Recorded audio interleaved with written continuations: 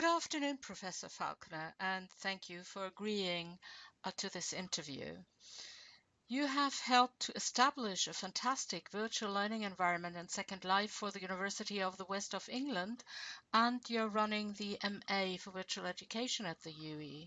So maybe you would like to say a few words about this and how this virtual platform is used for other occasions apart from the MA? Yes, thanks very much. Thanks very much for asking me. Good afternoon as well. It's lovely to have this chat with you. Very happy to talk about what we do in University of the West of England and what we do on the MA and the way that we are continuing to learn, I think. The most important thing to me is that we've been in virtual worlds for probably about 6 or 7 years and building up a lot of experience, but we consistently and continuously learn. We learn new things, we learn from people that we meet, we learn from our students, and the real sense of community, I think, is one of the things that is so valuable in these kinds of environments. We've had a good uptake of virtual world technologies in the university, with a number of different subject areas getting interested.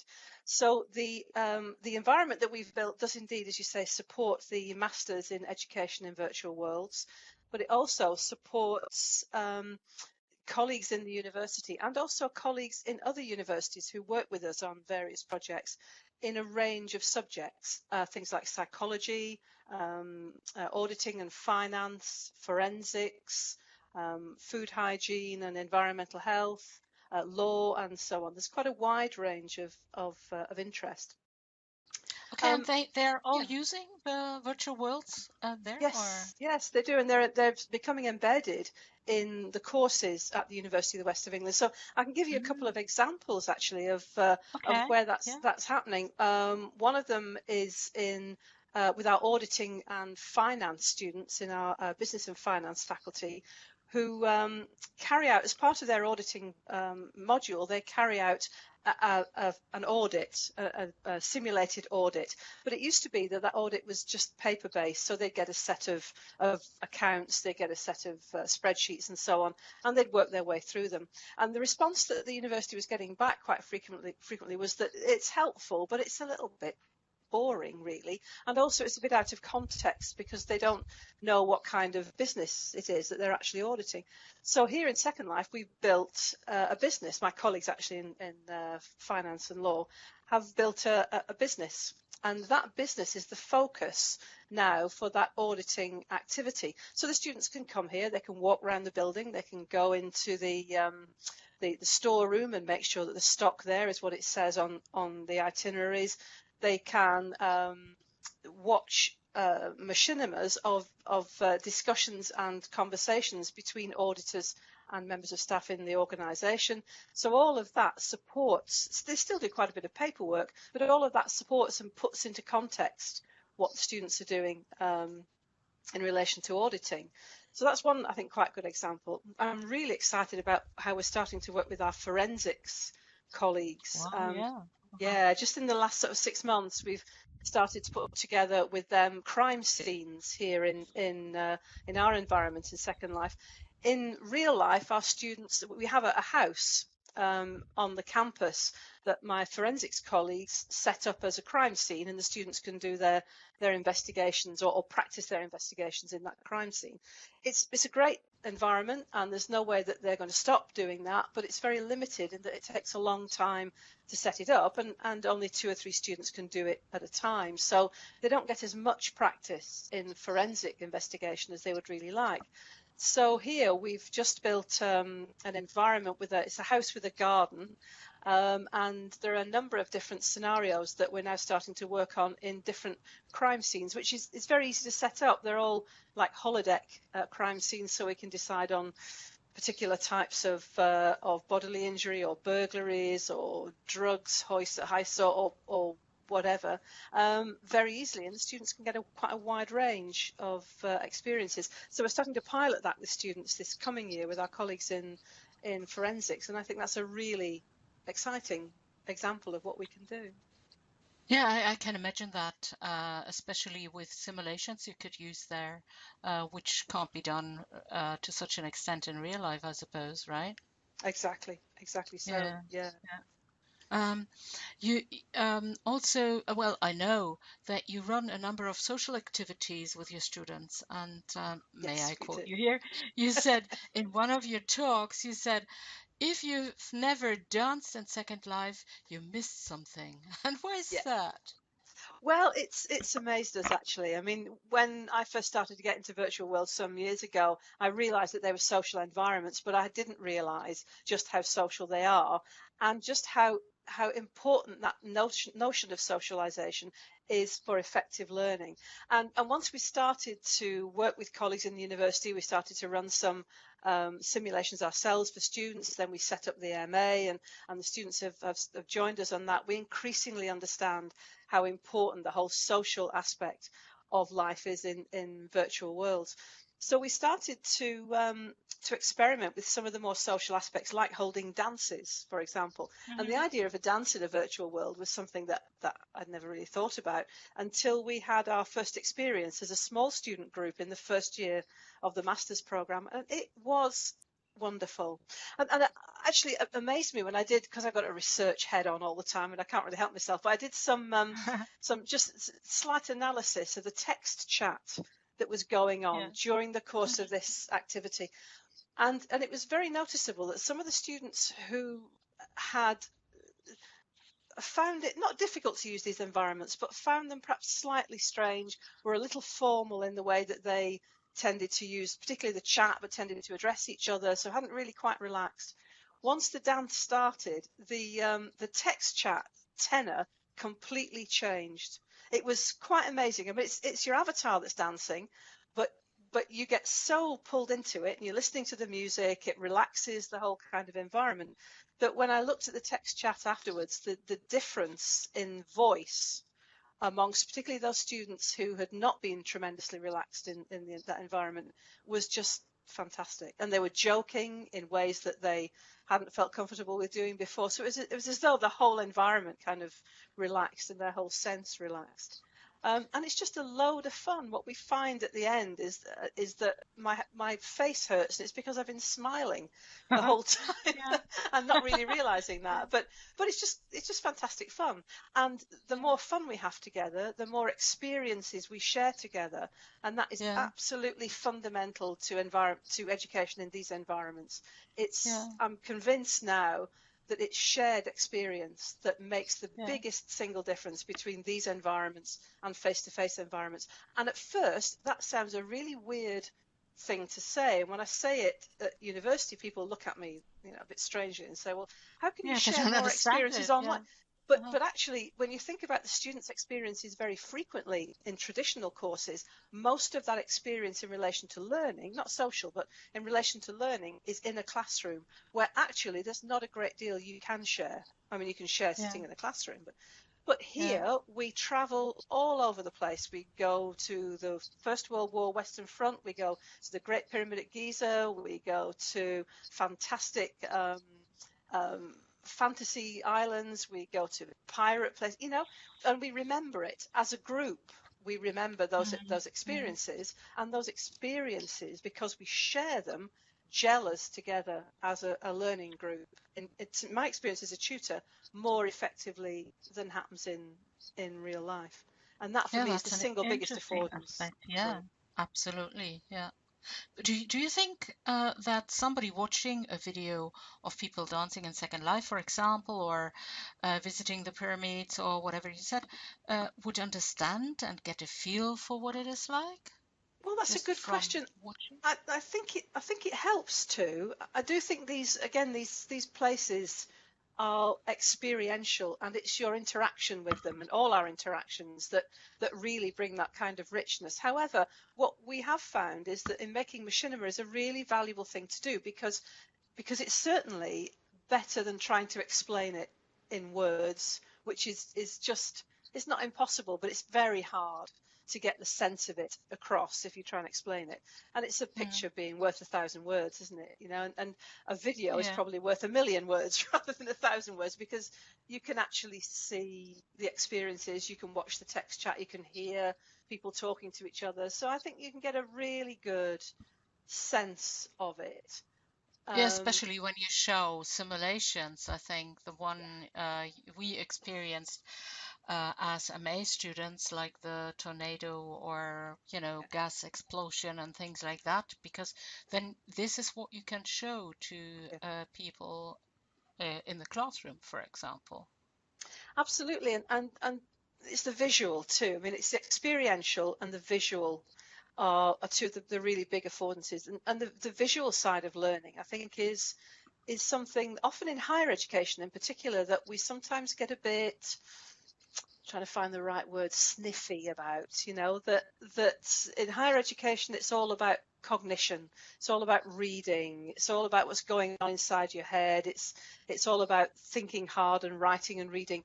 It gets a bit less about what you see and how you interpret what you see.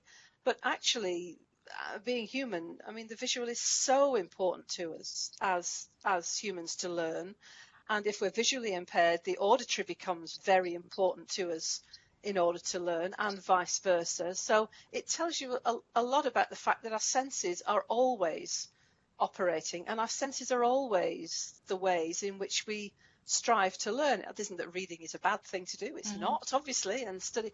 But I think we underestimate at higher education levels the importance of the visual and the experiential. And it may be that's why sometimes virtual worlds are not always taken, or haven't been in the past, taken as seriously as places for higher education. I mean, I've had people say to me in university, oh, I don't have time to play games. Mm, I think, well, yeah, a I very think you're probably typical. misunderstanding Yeah, something here. yeah, We've all got yeah. time to play games because we're human, Mhm. Um, But I mean, so the visual is an important factor, I think, in virtual worlds. And you just mentioned visual impairments. How can that be catered for in virtual worlds if people have, visual impairments? yeah, I think that's tough. I do think that's tough. And I think certainly the auditory, I think, is important. And in fact, I'm just working on a paper with a colleague of mine about music and soundscapes in Hmm. visual environments like this, because again, it's another aspect I think that is probably underplayed and not very well understood.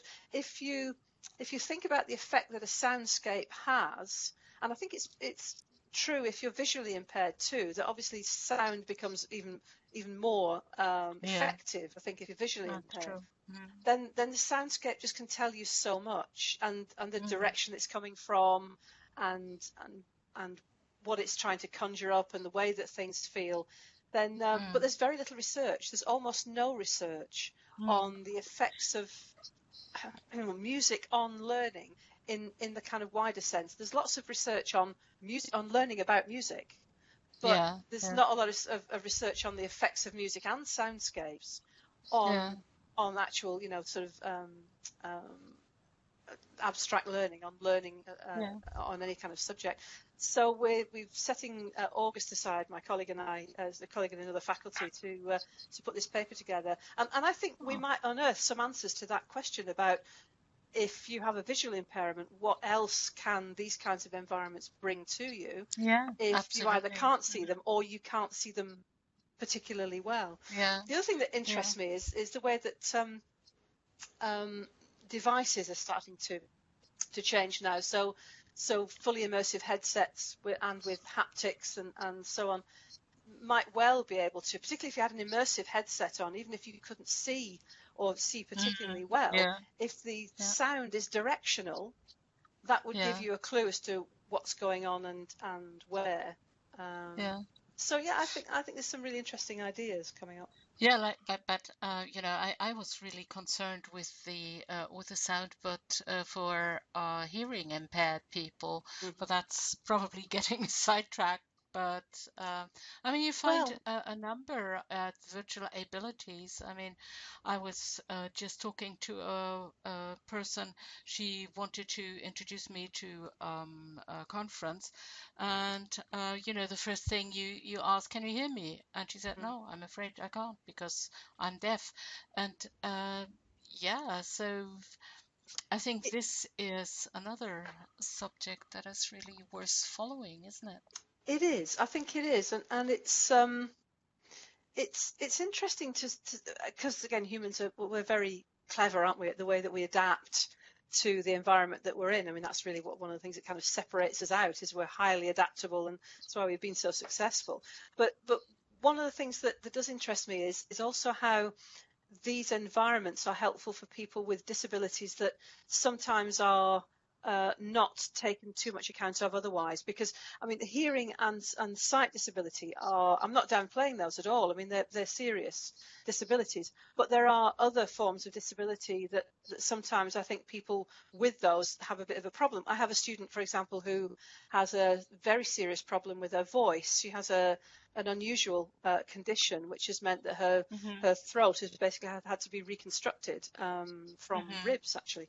And so, although she can talk, her voice will never be able to last particularly long. She's a teacher, Hmm. and so at first that's devastating.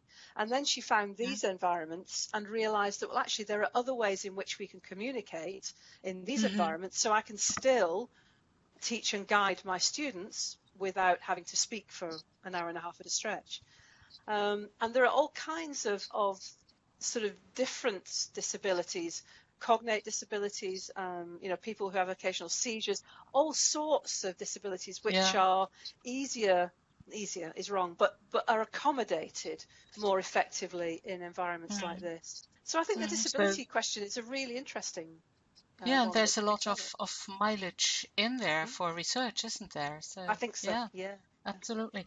So I mean, my subject and most of my interest at the moment is, of course, making machinima. So would that be a useful skill for MA students?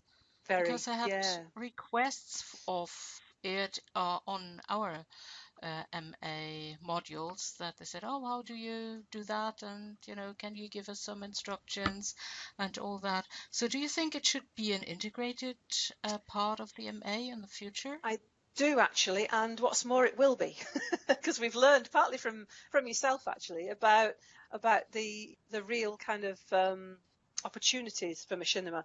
But also, I'm really interested in the whole idea. Excuse me, the whole idea of say drama and media students creating films in these environments, Hmm. playing around with ideas for plots. Literature students can do it as well. They can put together plays. They can put together plays based on literate works and film those as plays. We can capture so much of the experiences that we have, as we were saying before, and although those experiences are it's useful for people who didn't share them to watch them. I think it's invaluable for people who did have those experiences to get transported back to what it Yeah, felt like, and it kind of yeah. reminds you of how it felt. So very much it will be. It will. We're looking at where to put it, but Hmm. because it's not a computing degree in that sense, it's an education degree. But I think Yeah.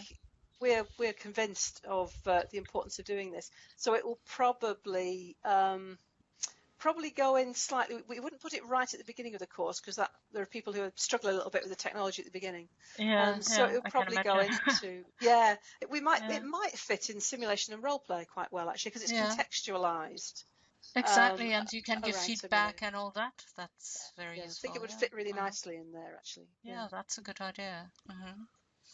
Maybe you would like to say a few words to finish off with about the new MA starting in September for people who are interested in that. Yes, sure. Yeah, it's the same good old MA. It's just the next year it goes again. This will be our third year of operation, which is hugely exciting for us. The MA was funded by the university under a curriculum innovation competition, for which we had to put the idea forward, Oh, and okay. I was fortunate enough to win the money to develop the course. So it has been very exploratory because, to be honest, we believed it would work, but you never really know with brand new things like this. It's still, as far as I'm aware, it's still the only MA that's entirely taught in a virtual world, a virtual environment in the world. I'm not aware of any others. I might be wrong, but I'm not aware of any others. So we've got quite a bit of interest again this year. Lots of people from all kinds of countries, even from South Korea, being interested, but certainly from the Americas and Australia, New Zealand. So lots and lots of interest. We've got new plans for it, not to change it radically, but we learn year on year from our experiences, and the students' experiences. And so we're constantly looking to adapt it, to get feedback from students as much as possible, and very much keep this community sense going that we're all learning while we're here, because the amount that I've learned and my colleagues have learned on the course is just amazing, from students and from interactions with them. We do also have our discount again this year. We've got a 40% discount on fees this year, which partly because there are no estate costs for the university for this course. So it does make it somewhat less expensive to run in some ways. And so that means you could do the entire MA for 3,600 British pounds from start to finish if you start with us this year. So yeah, so exciting times, lots going on, and the islands will be somewhat reorganized, because we have one really exciting thing I'll just finish off talking about. Is one of the things that we've been looking at on the MA is how courses can use libraries in Second Life. Libraries are very important to support education, obviously, but often people who are in libraries have struggled a little bit with what virtual worlds can do, because you tend to end up clicking on icons and going to books, and indeed we've done that in our library, and nobody uses the library to do that, because you can just go directly to the books through the website. Yes. So what we're looking at with our developer, Citrus Virtual, or our technical developers, is we're going to put together what we're calling a library of experiences. So rather than the library being books and resources, the library will be a set of physical experience or virtual experiences that you can have. So if you wanted, for example, to know how to texture a prim, then you'd go to the library of experiences, click on that, and a bot would pop up that would talk you through it, and you'd be able to do it and practice it and experience it. And so we're going to look at much more about the library doing that than the library being a set of resources. So that's one of the big plans for this year. Yeah, and it shows the affordances of virtual worlds, which you can't do in real life, right? Exactly. I mean, you can go to a library in real life, or you can go on the website and you can click on the link, but you can't do that. And it's funny sometimes when you develop these things, you think, why have I been so slow to realize that? But you have to kind of do this. That's what I mean about being experiential. You have to kind of do these things, and then it suddenly starts to dawn on you. Even when you've been in as long as we have, some of these things just dawn on you that it might be a good idea. So, but certainly we're excited about trying learning. that. Yeah, you do. You keep learning. We all do, don't we? Yeah. Absolutely. Well, thank you very, very much for this interview. It's very useful, and yeah, I'm looking forward to getting started again in September. Fantastic. Great. Thank you for asking me. I've really enjoyed it.